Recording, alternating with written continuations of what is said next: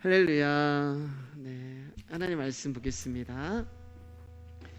하나님 말씀은 오늘은 마태복음 15장 21절에서 28절까지의 말씀 보도록 하겠습니다. 마태복음 15장 21절에서 28절까지 말씀 보도록 하겠습니다.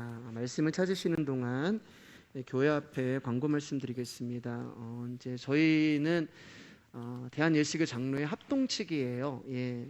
합동측이고, 그리고 저희가 속해 있는 노회는 평양제일노회가 됩니다. 그리고 평양제일노회 가운데 저희 교회가 또 시찰에 속해 있는데 북부 시찰에 속해 있어요. 그래서 열방교회도 북부 시찰에 있고 우리 교회도 북부 시찰에 있습니다. 그래서 이제 그 시찰에 그 목사님들, 임원 목사님들이 이제 바뀌었는데 시찰에 교회를 이제 돌고 계신다고 하시더라고요. 그래서 내일 우리 교회를 이제 방문하신다고 하시더라고요. 그래서 그 광고 말씀 드리는 거예요. 네, 오셔서 좋은 교제 시간 될 수 있도록 여러분 생각나실 때 기도해 주시면 좋겠습니다. 대단한 건 아니고요. 그냥 이제 교회들 돌아다니시면서 보시는 거예요. 마태복음 15장 21절에서 28절 말씀입니다. 우리 한 목소리로 같이 읽도록 할게요. 시작. 예수께서 거기서 나가사 두로와 시돈 지방으로 들어가시니 가나안 여자 하나가 그 지경에 나와서 소리질러 이르되 주 다윗의 자손이여 나를 불쌍히 여기소서 내 딸이 흉악하게 귀신 들렸나이다 하되 예수는 한 말씀도 대답하지 아니하시니 제자들이 와서 청하여 말하되 그 여자가 우리 뒤에서 소리를 지르오니 그를 보내소서. 예수께서 대답하여 이르시되 나는 이스라엘 집에 잃어버린 양 외에는 다른 데로 보내심을 받지 아니하였노라 하시니 여자가 와서 예수께 절하며 이르되 주여 저를 도우소서. 대답하여 이르시되 자녀의 떡을 취하여 개들에게 던짐이 마땅하지 아니하니라. 여자가 이르되 주여 올소이다마는 개들도 제 주인의 상에서 떨어지는 부스러기를 먹나이다 하니 이에 예수께서 대답하여 이르시되 여자여 내 믿음이 크도다 내 소원대로 되리라 하시니 그때로부터 그의 딸이 나으니라. 아멘. 오늘 제목은 부스러기가 되신 예수님이라는 제목으로 이제 마태복음 15장 오늘 이제 나누도록 하겠습니다. 신앙생활하면서 여러분 우리가 이제 많이 듣는 이야기 중에 하나가 예수님이 하신 일들, 또 성경에 나온 일들에 대해서 의심하지 말고 믿어라라는 그런 이야기를 이제 많이 듣잖아요.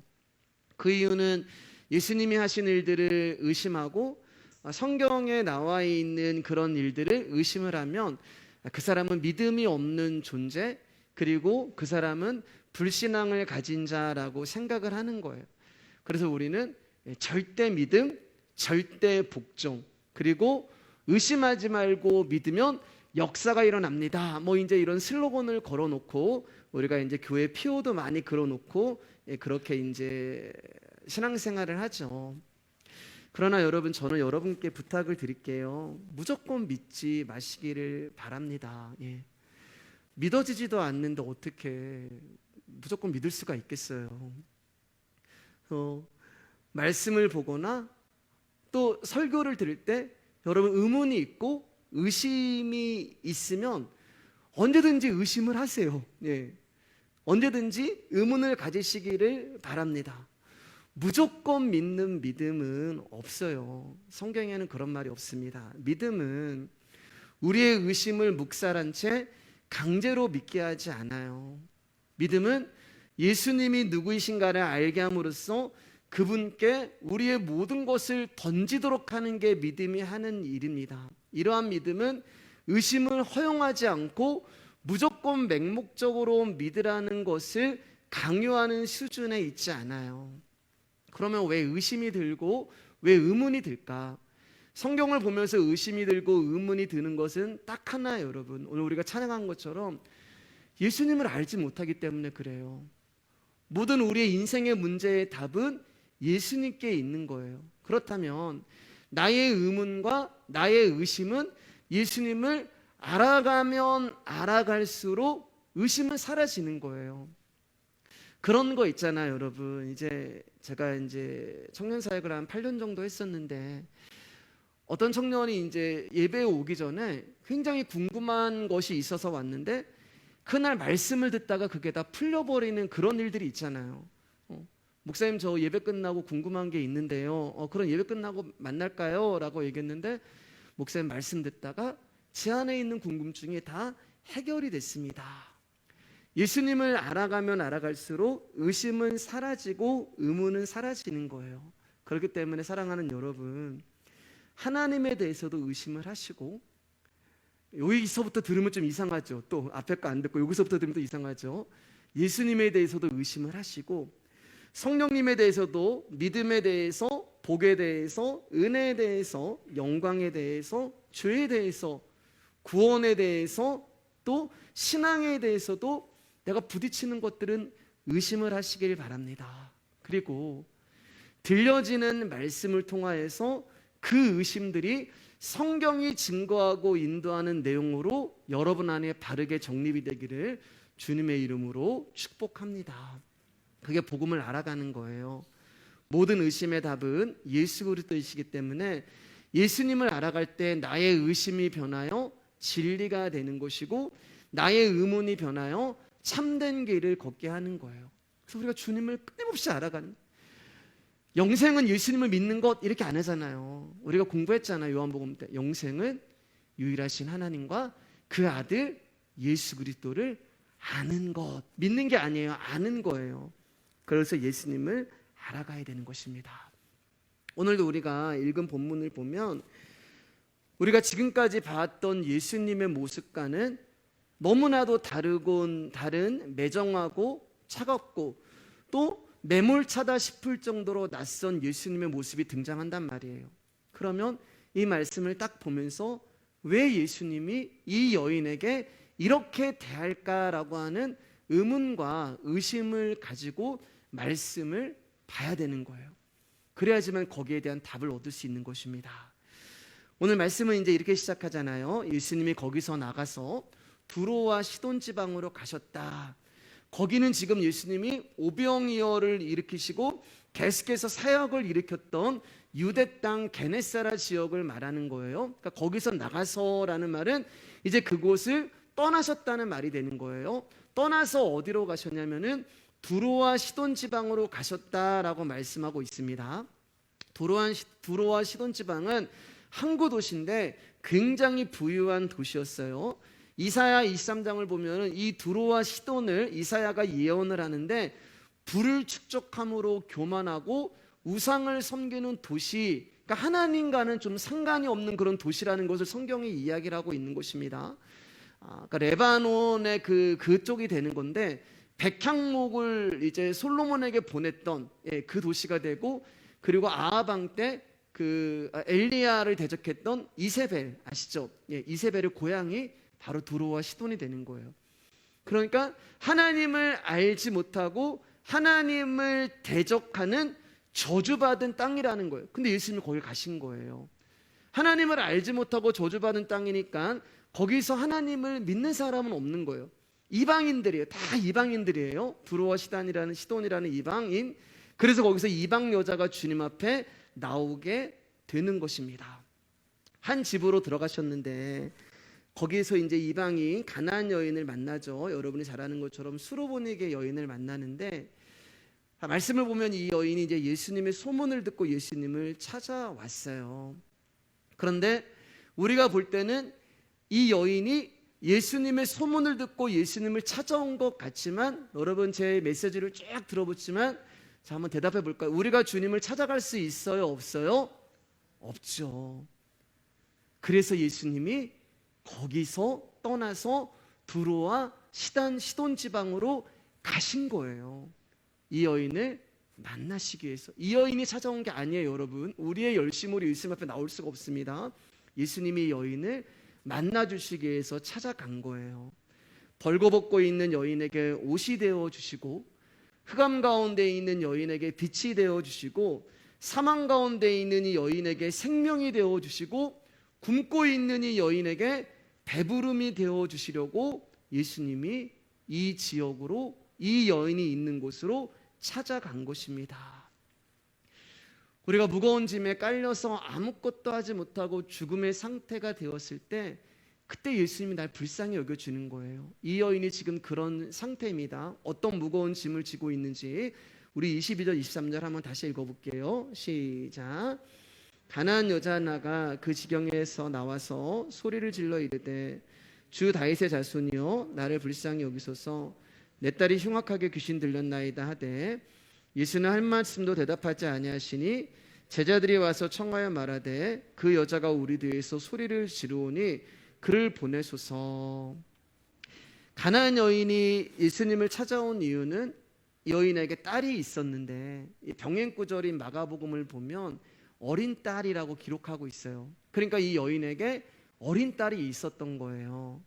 나이가 어린 딸이었는데 이쁘잖아요. 이제 꽃망울을 막 피워야 할 그런 아름다운 시기에 지금 자기에게 있는 이 딸이 귀신에 들려서 어둠의 권세에 묶여서 사로잡혀 있는 거예요. 그것을 엄마가 볼 때 얼마나 여러분 마음이 아프겠어요. 아이들이 아플 때 아이들이 아프면 자신의 고통과 자신의 아픔을 표현하는 것이 울잖아요. 예. 내가 아프고 내가 고통받는 것을 울음으로 표현합니다. 근데 그 아이가 그렇게 우는 것을 보고 있는 부모의 마음은 찢어지는 거예요. 예. 그러니까 자식은 그 전에도 특별히 뭐 이렇게 뭐 못 사는 것 같지도 않고 못 먹는 것 같지도 않은데 이상하게 자식은 그냥 애틋해요. 그렇죠, 집사님? 한솔이가 결혼을 해가지고 그렇게 어른이 됐는데도 그냥 애틋한 거예요. 예, 은총이도 애틋하고 강혁이도 애틋하잖아요. 네. 자식은 애틋한 거예요. 그러니까 아이가 고통을 받으면 부모의 마음은 찢어지는 거예요. 아이의 고통 앞에서 부모는 더 큰 고통을 겪고 아이의 울음 앞에서 부모는 그 아이의 고통의 소리를 함께 듣습니다. 왜 아플까요? 그것은 자식의 아픔이 고스란히 엄마에게 가고 있기 때문에 그래요. 왜 가고 있는지 아세요, 여러분? 아이에게 있어서 가장 가까운 존재는 엄마예요, 엄마. 나의 아픔은요, 나에게 가장 가까운 사람한테 가는 거예요. 나의 고통은 나에게 가장 가까운 사람에게 가는 거예요. 그게 부모와 자식의 관계예요. 그러면 여러분, 우리가 하나님을 아버지라고 부르잖아요. 아버지. 우리는 그분 앞에서 자녀가 되잖아요. 그러면 저와 여러분의 고통의 최종 수혜자는 하나님이 되시는 거예요. 여러분 그거 아세요, 여러분? 하나님이 내가 아플 때 그분이 아파하시는 거예요. 여러분이 아프고 고통을 받을 때 우리 아버지가 되시는 하나님이 우리의 고통과 울음을 그대로 받아내시는 거예요. 그래서 하나님의 마음이 여러분의 눈물과 고통으로 아픈 거예요. 여러분 그럴 때 있잖아요. 내가 정말 마음이 아파서 기도하고 싶은데 기도가 안 될 때가 있단 말입니다. 내 마음에 있는 어떤 상처와 아픔으로 인해서 주님 앞에 기도하고 싶은데 어떨 때는 하나님이란 이름도 부르지 못하고 주여라는 이름도 하지 못한 채 눈물만 펑펑 흘릴 때가 있어요. 근데 그렇게 한참으로 울고 났는데 내 마음이 어느 정도 정리가 되잖아요. 그럴 때 경험하잖아요. 울고 나니까 마음이 시원하다라는 그런 표현하잖아요. 근데 그게 여러분 우리가 주님 앞에 나서 울 때는 울어서 시원한 게 아니라 여러분이 눈물을 흘리면 우리 하나님 아버지가 아프신 거예요. 내 새끼가 그냥 눈물 흘리고 아프면은 부모가 아픈 것처럼 하나님이 아픈 거예요. 그래서 여러분이 눈물을 흘리시고 아프실 때 하나님이 여러분 안에 오셔서 여러분을 만져주시는 거예요. 그게 치유가 되는 것입니다. 자식이 부모에게 나갈 때 어떤 것에 기초해서 나가는 것이 아니라 나의 엄마이고 나의 아빠이기 때문에 나가는 것처럼 하나님 앞에 나아갈 때 우리가 나의 어떠함이 아니라 그분이 나를 사랑하시고 긍휼히 여기시며 무엇보다도 나의 하나님이 되시기에 저와 여러분이 그분 앞에 상한 마음을 드릴 수가 있는 거예요. 오늘도 이 여인이 그렇게 온 거예요. 아니요, 아버지 되시는 하나님이 이 여인을 그렇게 찾아오신 것입니다. 왜냐하면 이 여인이 하나님의 딸이기 때문에 그래요. 그래서 그 딸을 치료해 주시러 오신 거예요. 여인이 예수님께 이렇게 소리를 질러요. 주 다윗의 자손이요.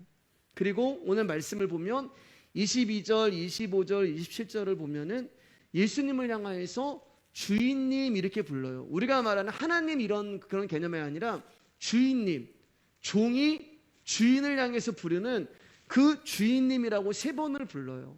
그러니까 이 여인은 이방인임에도 불구하고 예수님이 다윗의 후손으로 오신 메시아이며 그 예수 그리스도께서 곧 자신의 주인이라는 것을 알고 고백을 하는 거예요. 22절을 보면은 이 여인이 그냥 부르는 게 아니고 소리를 질렀다 이렇게 말씀하고 있어요. 소리 질러 이르되 22절에서. 그런데 우리나라 성경에는 이제 소리를 질렀다 이렇게 한번 이야기하지만 원어를 보면은 한 번 소리친 것이 아니라 계속 소리를 친 거예요. 다윗의 자손 예수님 나를 불쌍히 여겨주세요. 다윗의 자손 예수님 나를 불쌍히 여겨주세요라고 계속 소리를 친 거예요. 그러니까 제자들이 그 소리가 짜증이 난 거예요. 지금 한 번 정도, 2번 정도, 3번 정도 하면 괜찮은데 계속 이 여인이 예수님 뒤에서 예수님을 향하여서 다윗의 자손 예수님 나를 불쌍히 여겨주세요라고 소리를 치는데 예수님이 뒤도 안 돌아보는 거예요. 아는 척도 하지 않은 거예요. 제자들이 의심하지 않는 거예요. 예수님이 왜 대답을 안 하실까? 백부장의 그 하인한테 가서는 그 집에 들어가지도 않고 말씀만으로 고쳐주셨는데 예수님이 지금까지 수많은 사람들의 말씀만으로 고쳐주셨는데 왜 예수님이 이번에는 이 여인의 기도를 외면할까라고 의심하지 않는 거예요. 뭐예요? 짜증이 난 거예요. 그래서 예수님께 예수님 지금 저 여자가 계속 뒤에서 저렇게 소리를 지르는데 저 소리 너무 듣기 싫어요. 그러니까 빨리 저 여자를 고쳐주든지 돌려보냈으면 좋겠다는 심정으로 이제 23절에서 그를 보내소서 이 고백을 하고 있는 것입니다. 사랑하는 여러분, 말씀 잘 보세요. 이 여자가 지금 기도를 하는데 이 여인의 기도에서 자기의 의지나 자기의 작정, 자기의 어떠함이 보이세요? 이 여인이 지금 예수님께 기도할 때 아니요, 없습니다. 이 여인이 지금 예수님께 드리는 기도에는 오직 주님의 긍휼하심과 자신을 불쌍히 여겨주실 것에 대해서만 호소를 하고 있는 거예요. 다윗의 자손 예수님 나를 불쌍히 여겨주세요. 이게 전부예요. 여러분, 이 여자가 주님 앞에 기도한 게요. 하나님 나를 불쌍히 여겨주시고 하나님 나를 긍휼히 여겨주셔야지만 제가 살 수 있습니다. 이게 이 여인의 기도가 전부예요. 그 한마디 가지고 계속 소리치면서 기도하고 있는 거예요. 하나님의 온전하심을 알고 하나님의 사랑하심을 알고 하나님의 긍휼하심에 자기의 생명이 달려있는 것을 알기 때문에 이 여자는 내가 무엇을 했고 내가 어떤 존재고 이것을 가지고 나오지 않는 거예요. 여러분, 제가 여러분 앞에 한 가지 부탁드릴게요. 하나님 앞에 기도할 때 나를 들고 나가지 마시길 바랍니다. 딜을 하지 마세요. 하나님과 우리가 그런 기도 너무 많이 하잖아요. 하나님 이 기도에 응답을 해주시면 제가 이렇게 하겠습니다. 하나님 내가 이제껏 믿음으로 살아왔잖아요. 하나님 내가 주의 나라를 위해서 이것도 하고 저것도 했습니다. 주님 내가 주님을 사랑하는 마음을 주님 아시잖아요. 우리가 기도할 때 이런 모습으로 많이 기도하잖아요. 근데 여러분 왜 그렇게 자꾸 우리의 어떠함을 가지고 하나님 앞에 나가는지 아세요? 여러분 왜 그렇게 기도하는지 아세요? 아직 죽을 만큼 힘들지 않기 때문에 그래요. 죽을 만큼 힘들지 않기 때문에. 내가 정말 죽을 만큼 힘든 상황이 오면 이 여인의 기도가 내 기도가 되는 거예요. 다른 기도가 안 나가요. 하나님 나 좀 불쌍히 여겨주세요. 이 기도 외에는 다른 기도가 우리 안에서 나올 수가 없는 거예요. 지난주 수요일 날 이제 풍랑과 광풍을 만난 제자들에 대해서 말씀을 드리면서 제가 성경에서 예수님이 믿음을 칭찬한 사람들을 찾아봤다고 말씀을 드렸잖아요. 그런데 대부분의 경우가 몸이 연약하고 병이 깊고 사람들로부터 손가락질 당하고 주변으로부터 무시당하고, 그런데 그들에게 공통점이 하나 있었는데 뭐라고 말씀드렸어요? 주님 앞에 나올 때 주님 저는 죄인입니다 라는 고백을 하고, 예수님 앞에 기도할 때 저 좀 불쌍히 여겨주세요 라는 간절함이 그들 가운데 공통점으로 있었어요. 그리고 예수님은 그들의 믿음이 크다라고 말씀을 하셨습니다. 여러분, 제가 예수님이 우리에게 듣고 싶은 기도, 예수님 보시기에 아름다운 기도가 하나 있다고 했는데 그게 혹시 뭔지 여러분 아세요? 주님 제가 죄인입니다, 저를 불쌍히 여겨주세요 라는 기도를 예수님이 가장 아름답게 보시는 거예요. 그리고 그 기도를 가장 듣고 싶은 거예요. 그리고 이 여자는 지금 예수님이 원하시고 아름답게 보시고 듣고 싶은 기도를 하고 있는 것입니다. 왜요, 여러분? 그래야지 그분이 오셔서 우리를 불쌍히 여겨주시는 거예요. 그래야지 죄에 대해서 일하시는 그분이 오셔서 우리의 죄에 대해서 간섭하시는 것입니다. 여러분, 왜 우리가 주님 앞에 기도하지 않냐? 죽을 만큼 힘들지 않기 때문에 기도하지 않는 거예요. 여러분, 식기도 하잖아요. 식사를 할 때 식기도를 하잖아요. 근데 가끔 안 하실 때도 있잖아요. 예. 그런데 만약에 내가 지금 내 앞에 있는 이 밥을 먹지 않으면, 이걸 먹지 않으면 나는 죽어, 이걸 먹어야지만 내가 살아, 그럼 여러분 식기도가 바뀔 거예요. 필사적으로 바뀔 거예요. 근데 아니, 한 끼 안 먹어도 괜찮아, 뭐 안 먹어도 나 살 수 있어. 예. 그러니까 우리가 주님 앞에 그래서 기도를 안 하는 거예요. 내가 정말 죽을 상황이라면은, 절박한 상황이라면은 필사적으로 주님 앞에 나오는 거예요. 여러분, 이 여인이 나이 어린 자기의 딸이 귀신에 들려 거품을 물고 쓰러지고 죽어가고 있는데 어떻게 절박한 기도가 나오지 않겠어요? 이 엄마가 그 상황에 내가 이런 일도 했고 내가 저런 일도 했고 내가 이것도 드렸고 저것도 드렸고 내 마음이 이렇고, 어떻게 자기의 자랑과 자기의 의와 자기의 무엇을 가지고 주님 앞에 나올 수가 있겠어요? 여러분, 차라리 그렇게 자기의 어떠함을 가지고 나올 수 있는 그 공간이 있다면 그것까지도 그분의 긍휼하심으로 채우시면서 예수님 앞에 나오셔야 되는 거예요. 그분의 용서를 구하고 그분의 사랑을 구하고 그분의 온전하심으로 채워져야 하는 것입니다. 그분의 긍휼과 나를 그분 불쌍히 여기시는 그분의 마음의 근거에서 우리가 기도를 드리는 거예요. 지금 이 여자는 자신의 딸의 치유의 근거를 100% 예수님께 두고 있는 거예요. 그래서 자기의 어떠함을 주장하지 않는 거예요. 자기의 무엇을 들고 나오지 않는 거예요. 그저 당신이 나를 불쌍히 여겨주셔야지만 제가 살 수 있습니다 라는 그 마음으로 기도를 드리고 있는 것입니다.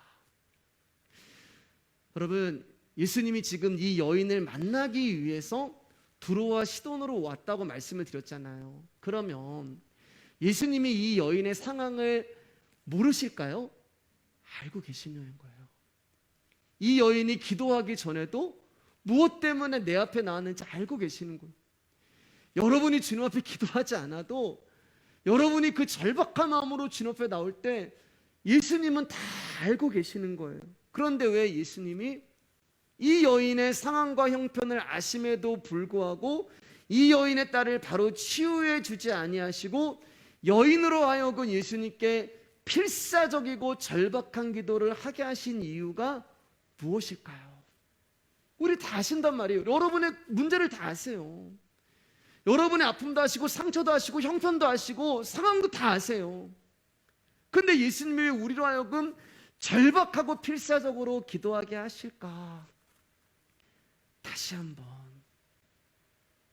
한번 저와 여러분이 십자가 앞에서 어떠한 존재인지를 깨닫게 하시고, 개 같은 존재, 여러분 오늘 말씀에 나오잖아요.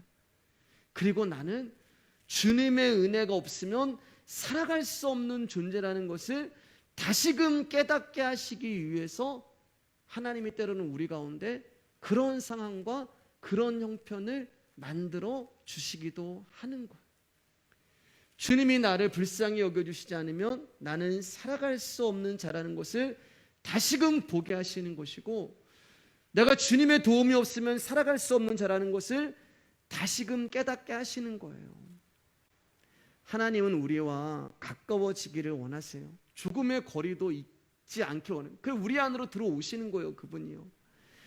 신앙이 성숙할수록, 내가 신앙생활을 오래 할수록 그분과의 거리가 없어지게 되는 거예요. 점점 더 그분이 가까워지고, 나의 갈망은 그분을 아는 것이고, 나의 소망은 그분을 더 알기 원하는 거예요. 하나님이 여러분 누구를 가장 가까이 하실까요? 하나님 누구를 가까이 하실까요? 하나님은요, 당신의 도움을 절실히 필요로 하는 자를 찾고 계세요. 하나님이 없으면 죽을 수밖에 없는 자들, 정말 예수님이 오셔서 고쳐주지 아니하시면 죽을 수밖에 없는 자들, 그런 자들을 예수님은 가까이 하길 원하는 거예요. 그게 뭐예요? 나를 불쌍히 여겨주세요. 나를 긍휼히 여겨주세요. 왜냐면 우리가 못 간단 말이에요.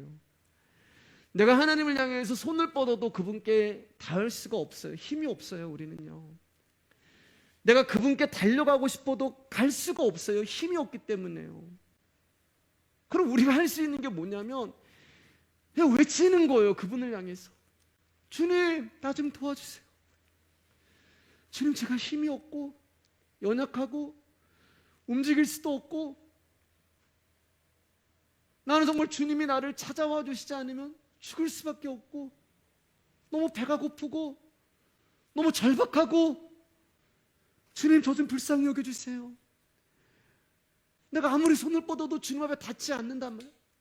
그런데 그분의 손이 우리 가운데 오시는 거예요. 그렇게 주님을 절박하고 필사적으로 찾는 그분 앞에 주님이 오셔서 내 아들아, 내 딸아 하시면서 그분이 우리를 만져주시는 것입니다. 우리 마태복음 24절 읽도록 하겠습니다. 시작.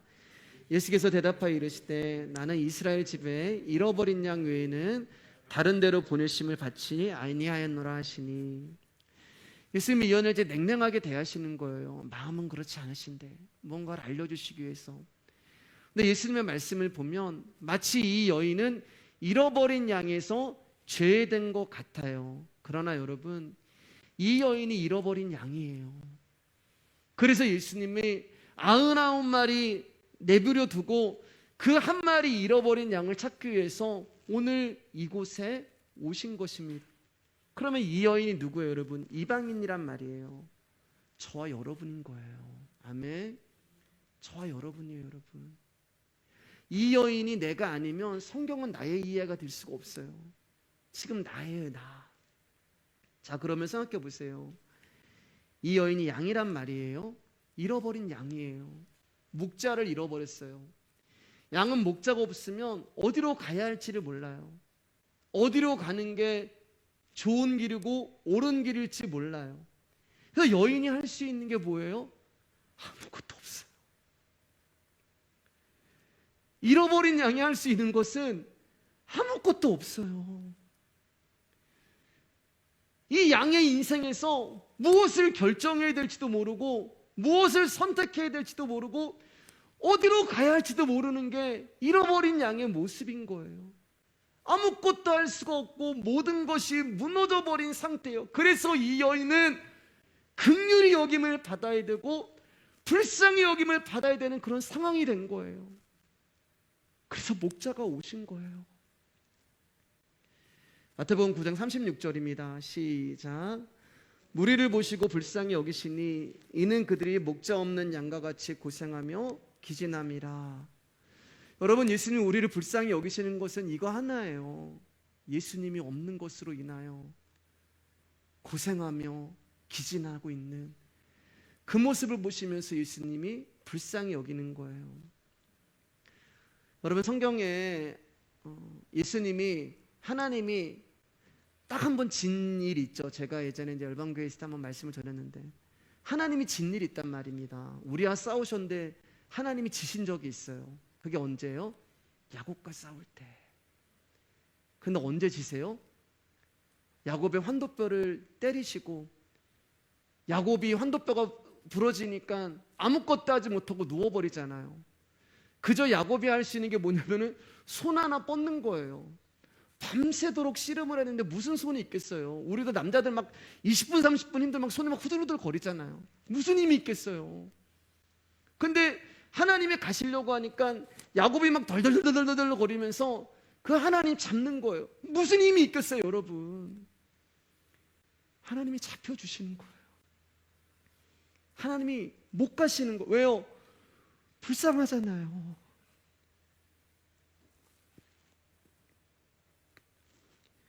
야복강에 하나님이 가시면 짐승에게 먹여 죽을 수도 있고 하나님이 가시면 이 환도뼈 맞은 이 사람은 아무것도 아닌 존재가 하나님이 못 가시는 거예요. 그래서 하나님이 야곱에게 네가 나랑 싸워서 이겼다라고 얘기하시는 거예요.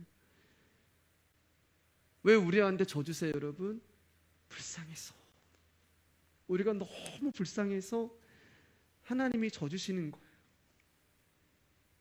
그분이 우리를 불쌍히 여겨주셔야지만 저와 여러분이 살 수 있는 것입니다. 나에게 도움을 줄 수 있는 그분에 의해서만 저와 여러분이 살 수 있는 거예요. 그때부터는 우리가 사는 게 아니에요, 여러분. 그때부터는 나의 일이 아니에요. 그분의 어떠하심 의해서만 우리가 살아가는 거예요. 전에는 뭔가를 할 수 있을 것 같았잖아요. 전에는 뭔가 이룰 수 있을 것 같았잖아요, 여러분. 내가 막 뜨거울 때, 내가 막 열심히 있을 때 주님의 나라를 위해서, 주님을 위해서 무엇을 하겠다, 이런 것 하겠다 막 다짐도 하고 결단도 했잖아요. 근데 여러분, 인생이 흘러가고 세월이 흘러갈수록 뭐 하실 수 있으세요? 더 무력해지고 내가 깨닫는 것은 나는 진짜 연약한 존재구나. 나는 진짜 아무것도 아니구나. 나는 사랑을 할 수 있을 거라고 생각했는데 사랑할 수도 없는 존재고, 나는 용서를 할 수도 있을 거라고 생각했는데 용서할 수도 없어요. DTS 받을 때는 막 용서 다 할 수 있을 것 같다 생각했잖아요, 여러분. DTS 훈련 받을 때 막 사랑도 할 수 있고 막 그냥 막 열방을 내가 막 변화시킬 수 있을 것 같았고, 근데 내가 그분 앞에 인생이라는 세월 가운데 머물수록 나는 예수님의 사랑을 할 수도 없고 예수님의 용서도 할 수도 없고 주님의 성품으로 살 수도 없고 거룩한 삶을 살 수도 없고 말씀을 지키며 살 수 있을 것 같았는데 그것도 할 수 없는, 그러니까 결국 저와 여러분들은 아무것도 할 수 없잖아요. 나의 감정도 나의 생각도 나의 마음도 내 뜻대로 되어지지 않아요. 그러니까 점점 우리 가운데 사망이 선포가 되는 거예요. 아무것도 할 수 없는 죽음이 선포돼. 그러면서 깨닫게 되는 거잖아요, 여러분. 한 가지, 나는 진짜 하나님이 은혜를 주시지 않으면 아무것도 할 수 없구나. 나는 진짜 하나님이 은혜를 주시지 않으면 살아갈 수 없구나. 그때 진짜 진솔한 기도가 나오잖아요, 여러분. 하나님 앞에 다른 사람을 보는 게 아니라 정말 하나님 앞에 나의 솔직하고 진솔하고 절박한 고백, 주님 나 좀 살려주세요. 주님 나 좀 긍휼히 여겨주세요. 주님 나 좀 불쌍히 여겨주세요. 내 진짜 솔직한 기도. 그때 그분이 오시는 거예요, 여러분. 왜요? 내가 못하기 때문에 나의 힘으로 걸을 수도 없고 내 힘으로 움직일 수도 없고, 그렇기 때문에 그렇게 해주실 수 있는 그분이 내 안으로 오셔서 나의 생명이 되어주시는 것입니다. 이사야 53장 5절 말씀입니다. 시작. 그가 찔림은 우리의 허물 때문이요 그가 상함은 우리의 죄악 때문이라. 그가 징계를 받음으로 우리는 평화를 누리고 그가 채찍에 맞음으로 우리는 나음을 입었도다. 여러분, 여기서 우리가 한 게 뭐가 있어요, 여러분? 한번 보세요, 여러분. 우리가 한 건요, 허물과 죄악밖에 없어요. 그런데 이 허물과 죄악이 우리가 한 게 아니에요. 나중에 어떻게 바뀌어요? 나음과 평안으로 바뀌어요. 우리가 뭘 한 게 아니에요. 그분이 찔리셨고, 그분이 상하셨고, 그분이 징계를 받으셨고, 그분의 채찍에 맞으신 거예요. 그래서 허물과 죄악인 우리가 나음과 평화인 자로 바뀐 거예요. 아무것도 나는 한 게 없는데. 예수님이 찔리시고 상하실 때 여러분, 예수님이 우리 가운데 어떤 자세를 요구하시지 않으셨잖아요. 예수님이 징계를 받고 채찍을 맞으실 때 우리에게 어떤 태도와 마음가짐을 말씀하지 않으셨잖아요. 여러분, 어떤 분들은 자꾸 제 이제 메시지를 들으면서 아무것도 하지 말라는 말은, 여러분, 그건 정말 유치원적인 얘기잖아요. 제 말씀에 아무것도 하지 말라는 그거를 그렇게 이제 반문하시는 분들이 계신데, 저는 어떨 때는 그렇게 반문하시는 게 신기할 때도 있어요. 그런 게 아니잖아요, 여러분. 우리가 뭘 할 수가 있어요. 그렇다고 우리가 어떻게 막 살 수가 있어요, 여러분. 하나님의 말씀을 들으면 그분의 은혜가 우리 가운데 옵니다. 그러면 그 말씀과 은혜는 내 안에서 일을 해요. 제 메시지가 늘 똑같은 메시지만 반복되는 이야기지만, 그 말씀이, 보이지 않는 말씀이 내 안에서 일을 하는데 결국에 저와 여러분들을 하나님을 닮은 존재로 만들어가는 거예요. 근데 그게 뭐예요? 그분을 알면 알수록 그분을 닮아가는 거예요. 하나님을 안 만큼 우리는 살아가는 거예요. 내가 들은 만큼만 그분을 닮아가는 거예요. 처음에는 귀로 들려졌던 말씀이 머리로 깨달아져요. 그런데 머리로 깨달은 말씀이 이제 가슴으로 내려오는 거예요. 그리고 가슴으로 내려온 그 말씀은 내용 깊숙한 곳으로 들어와서 나의 일부분이 되는 거예요. 그렇게 말씀이 들을 때마다 그 작업을 통하여서 나의 일부분이 되고 나의 생명이 되어가는 거예요. 근데 점점 여러분들이 말씀의 자리에 나와서 이 말씀을 들으면 들을수록 일부였던 그 말씀이 이제는 말씀이 쌓이고 쌓여서 나의 전부가 되어가는 것입니다. 그래서 제가 믿음은 바라는 것들의 실상이요, 바라는 것들의 증거라고 말씀드렸잖아요. 내가 바라는 게 아니에요. 믿음이 바라는 거예요. 하나님이 바라는 거예요. 근데 그 실상이 증거가 되기까지는 시간이 필요하다고 말씀을 드렸잖아요. 그게 믿음으로 사는 삶. 근데 믿음으로 사는 그 인생이 쉬운 인생이 아니란 말이에요. 고난과 환난이 찾아옵니다. 이 말씀 한 번 더 볼게요. 요한복음 12장 24절 말씀입니다. 외우시면 좋겠어요. 같이 읽을까요? 시작. 내가 진실로 진실로 너에게 이르노니 한 알의 밀이 땅에 떨어져 죽지 아니하면 한 알 그대로 있고 죽으면 많은 열매를 맺느니라. 한 알의 밀이 땅이라고 하는 우리 안에 떨어질 때 두 가지 결과가 나타나요. 하나는 그대로 있는 밭이 있어요. 사실 여러분, 한 알의 밀이 땅에 떨어져 그대로 있는 밭은 밭이 아니에요. 땅이에요, 땅.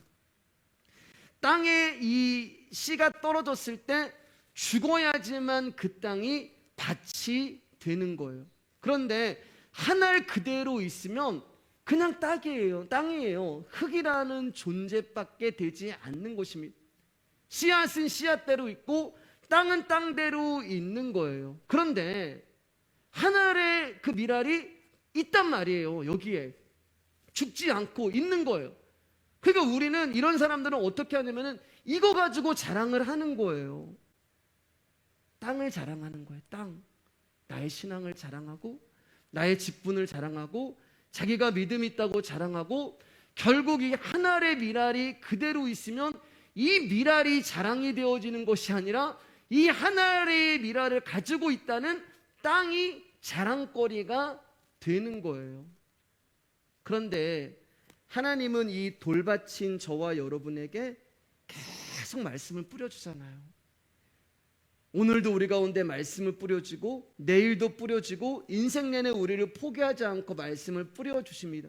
그러면 그 하늘의 밀알이 언젠가 죽어요. 죽음으로 말미암아 우리 안에서 영적 할례를 이루고 열매를 맺게 됩니다. 근데 그게 쉬운 과정이 아니라고 말씀을 드렸잖아요. 여러분, 이 말씀이 우리 안에서 생명이 되는 과정이 그냥 지식으로 깨달음이 아니에요. 저는 하나님 앞에 기도할 때 하나님, 제가 전하는 말씀이 제 인생 가운데서 경험되어지기를 원합니다라고 고백을 해요. 여러분, 이 기도가 굉장히 쉬운 기도 같죠? 아니에요. 이거는 진짜 저에게 있어서는 생명을 거는 기도예요. 말씀이 저에게 이루어지기 위해서는 저라는 존재가 다 박살이 나야 되거든요. 내가 옳다고 여기는 것들, 내가 맞다고 주장하는 것들이 다 부서지는 과정이 있어야 돼요. 아프죠. 그 씨앗이 씨의 그 껍질을 뚫고 나오는데 왜 안 아프겠어요? 그런데 여러분, 제가 뭐라고 말씀드렸어요? 밭도 아픈 거예요. 이 땅도 아픈 거예요. 말씀이신 예수님도 그 딱딱한 껍질을 뚫고 나와서 나를 기경하는 게 예수님도 힘들어요.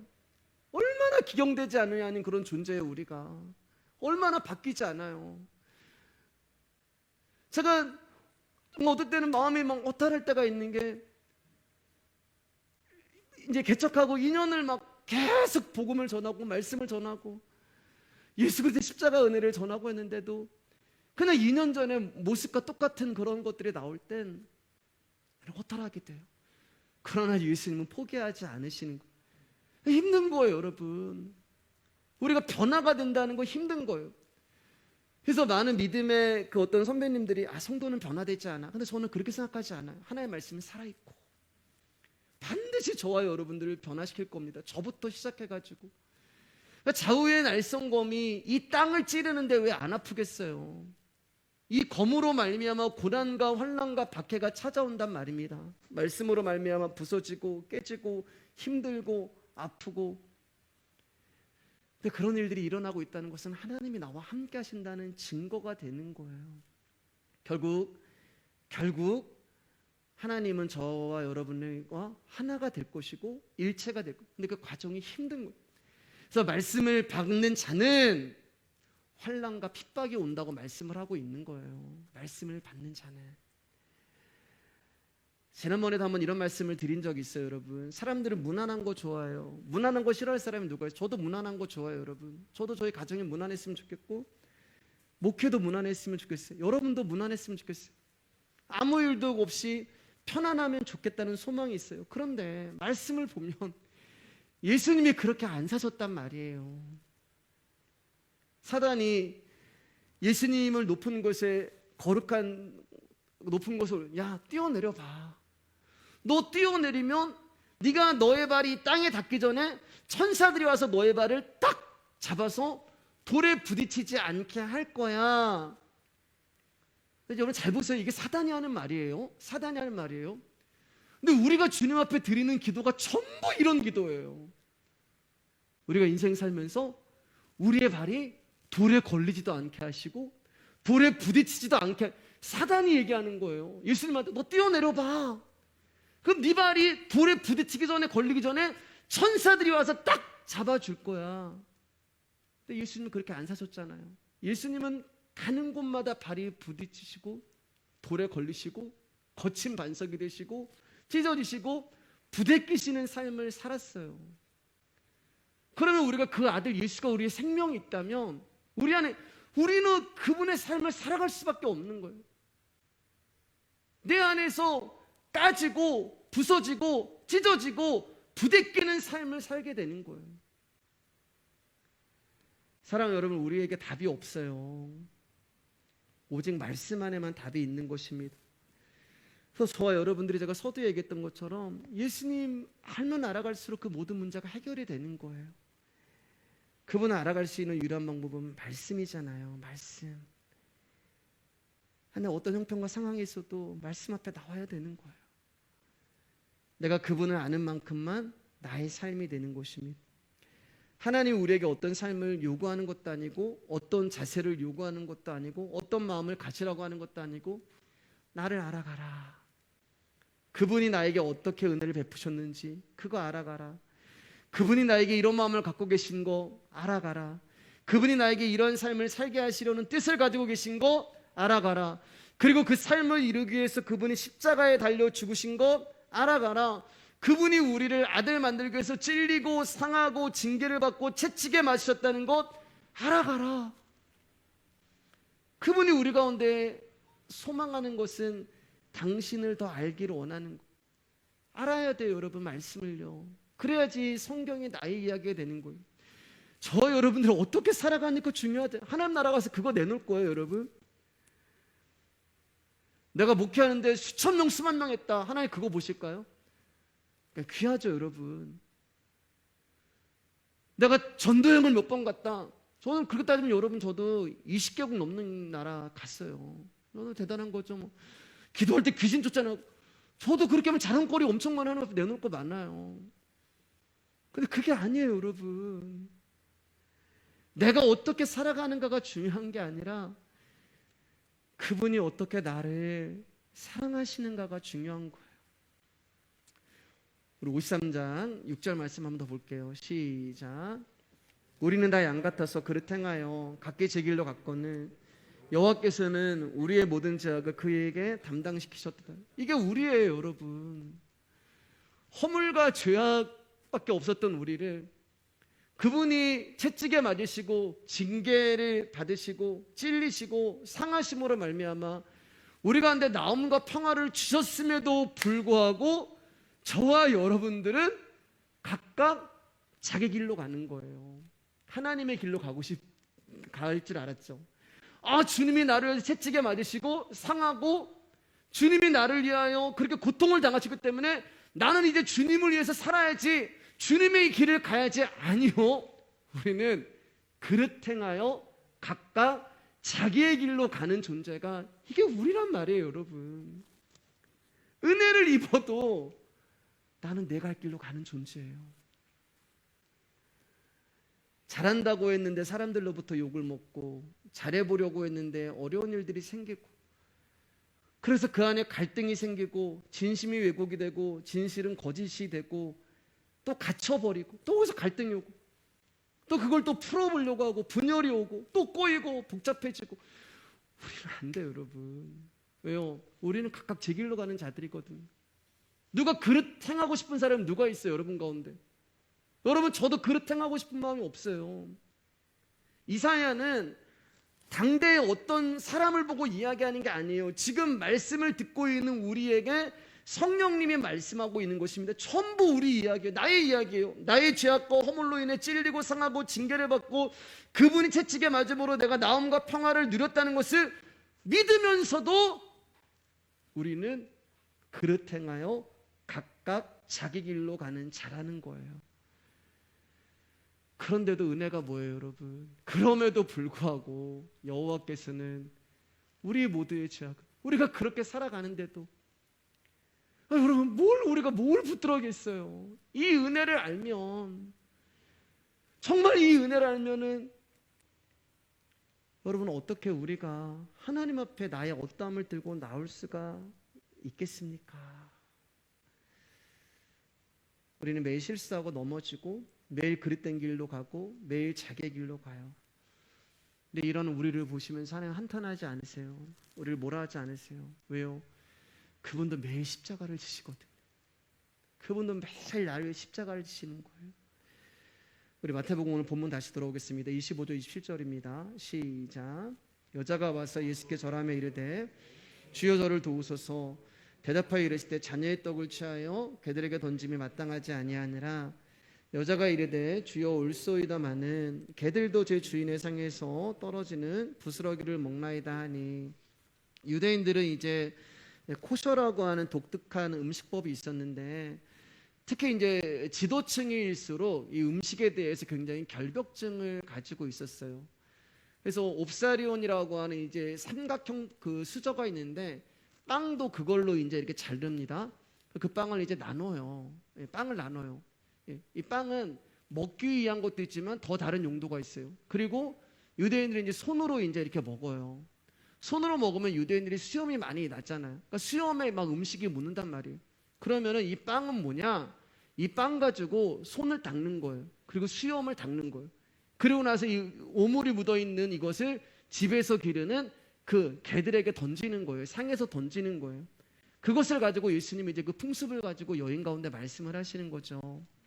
여인을 개로 취급을 하면서, 야, 하나님의 은혜는 자녀에게만 필요한 거지 개에게는 필요한 게 아니야 라고 얘기했을 때 이 여인이 옳소이다 라고 얘기해요. 그게 뭐예요? 제가 개예요. 맞아요, 주님. 당신의 말씀이 맞아요. 그런데 개들도 제 주인의 상에서 떨어지는 그 부스러기, 식사도 안 되는 그 오물을 닦기 위해서 버려지는 그 떡을 먹나이다 라고 얘기하면서 자신을 개로 취급해요.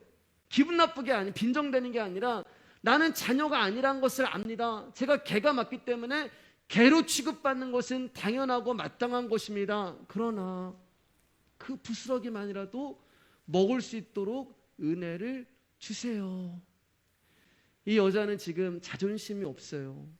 어떠한 감정도 없어요. 이 여인에게 중요한 것은 흉악한 귀신이 들려서 고통당하고 있는 딸밖에 없는 거예요. 그래서 필사적으로 개 취급을 받으면서도 예수님 앞에 나가는 거. 왜요? 답이 예수님밖에 없거든요. 그래서 예수님께 나가는 거예요. 여러분, 이 여인이 잃어버린 양이라고 얘기했잖아요. 잃어버린 양. 목자를 잃어버린 양은 자신의 딸을 위해서 할 수 있는 게 없어요. 그래서 자신을 찾아오신 목자이신 예수님께 자신의 생명을 드리고 있는 거예요. 왜요? 할 수 있는 게 없다는 것은 죽은 거란 말입니다. 여자가요. 할 수 있는 게 없어요. 자기의 죽음을 드리는 거예요. 자기의 생명을 드리는 거예요. 그래서 이 생명을 예수님께 드리면서 나가고 있는 것입니다. 그런데 여러분, 말씀을 잘 보면 이 여인이 자신을 개라고 이야기하면서 개가 먹는 음식을 지금 이야기를 하고 있는데 부스러기라고 얘기해요. 부스러기. 근데 이 부스러기가 그냥 부스러기가 아니고 주인의 상에서 떨어지는 부스러기인데 앞에 제가 있잖아요. 자기 주인이란 말이에요. 근데 제가 아까 말씀드릴 때 이 여인이 예수님을 주인님이라고 3번 불렀다고 말씀을 드렸잖아요. 그러니까 이 여인에게 있어서 주인은 지금 예수님이에요. 이해가 되시나요? 예수님이에요. 그러면 예수님이 지금 개에게 주는 음식은 이 개가 그것을 먹고 살아가는 생명이란 말입니다. 그것을 먹어야지만 여인이 살고 딸이 사는 거예요. 그러면 예수님이 우리 가운데 주시는 이 부스러기라고 하는 양식이 뭐겠어요, 여러분? 뭐겠어요? 말씀이란 말이에요. 말씀. 말씀을 이야기하는 거예요.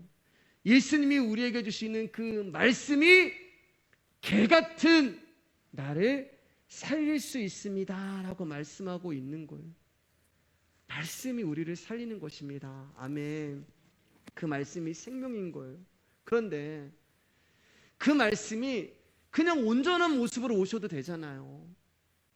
이 개에게 주는데 그냥 온전한 떡으로 던져줘도 되는데 오늘 말씀 보면은 부스러기로 온다고 얘기하고 있어요. 부스러기는 뭐냐? 다 부서져서 오는 거예요. 자, 여러분, 제가 예를 들어 볼게요. 제가 이제 성경책을 읽고 있는데 이제 이게 떡이라고 얘기해 볼게요. 떡이 있는데, 똑같은 떡이 있는데 온전한 떡이 있고 하나는 이 떡이 완전히 그 부스러기가 된 막 조각이 된 떡이 있어요. 양은 똑같아요. 그러면 먹는 개 입장에서요. 먹는 개, 저와 여러분이랑 먹는 개 입장에서는 온전한 떡을 먹든 조각난 떡을 먹든 먹는 양은 같아요, 안 같아요? 같아요. 개는 힘든 게 없어요, 여러분. 강아지는 힘든 게 없어요. 그럼 누가 고난을 당하는 거예요? 떡이 부서지는 거잖아요. 떡이 고난을 당하는 거예요.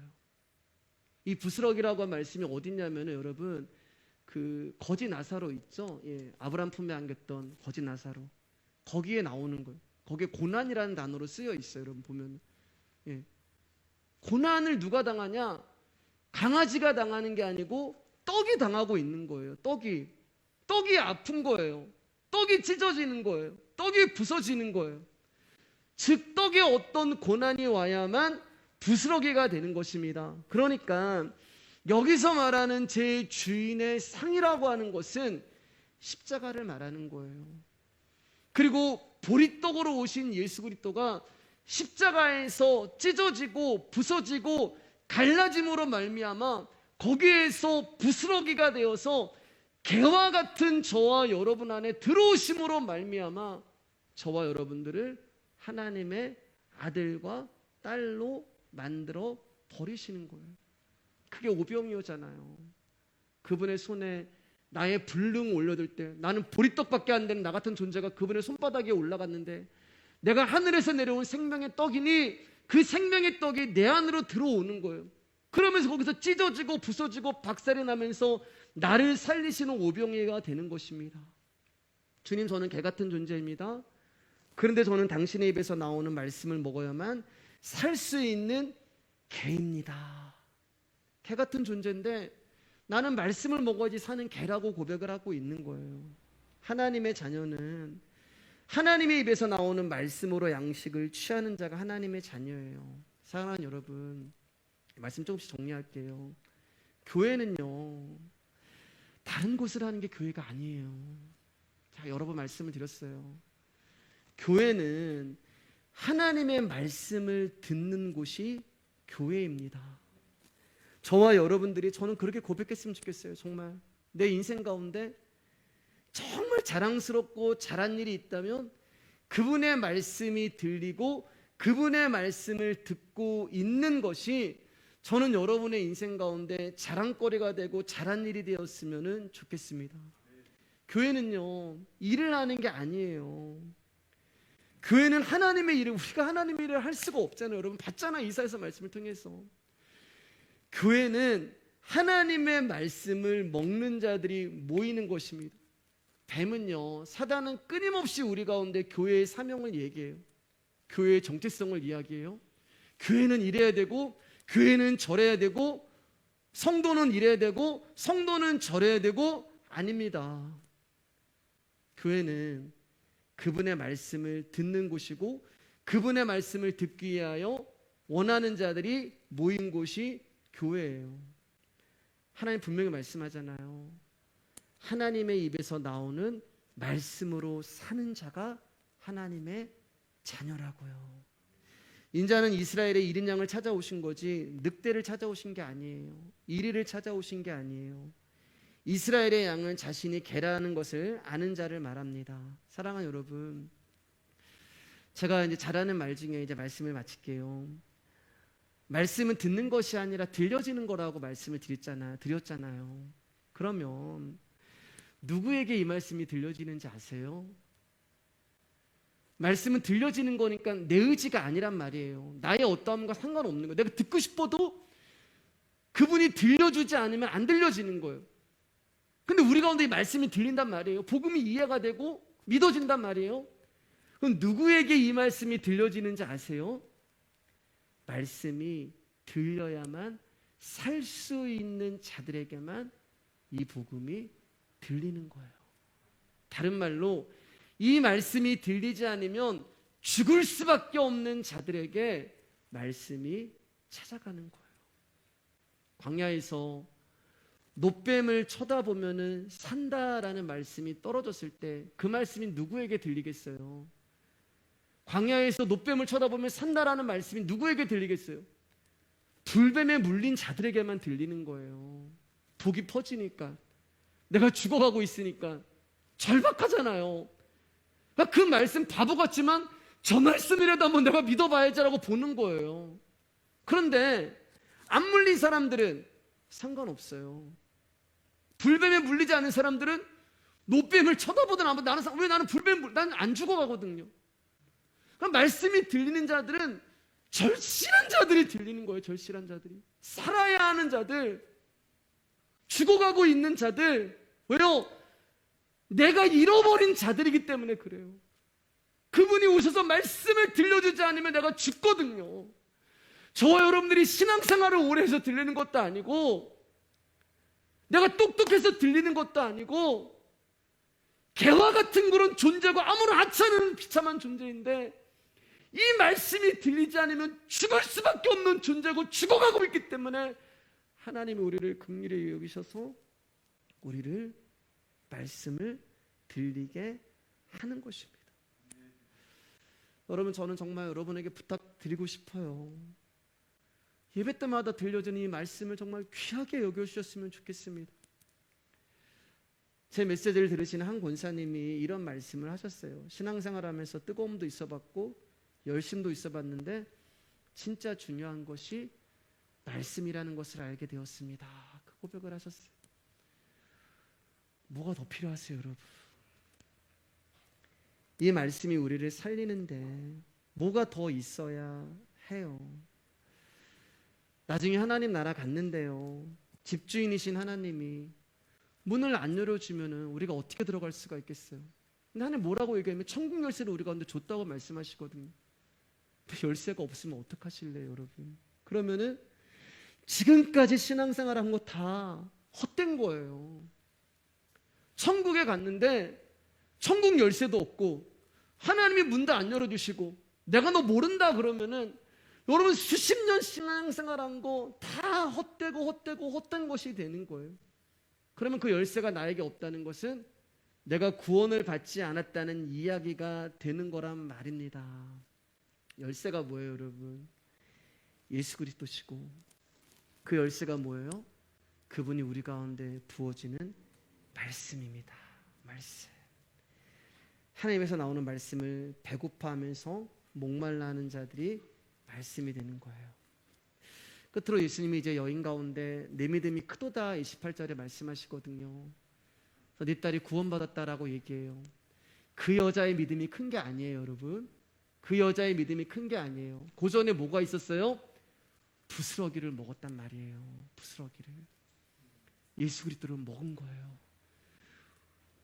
아까 얘기했잖아요. 하나님은 이 여인 가운데 있는 그 부스러기인 믿음을 보시고 그 믿음이 크다라고 말씀하신 것입니다. 사랑하는 여러분, 주님 앞에 절박함으로 나오시고 필사적으로 나오시고 이 여인의 기도가 우리의 기도가 되기를 주님의 이름으로 축복합니다.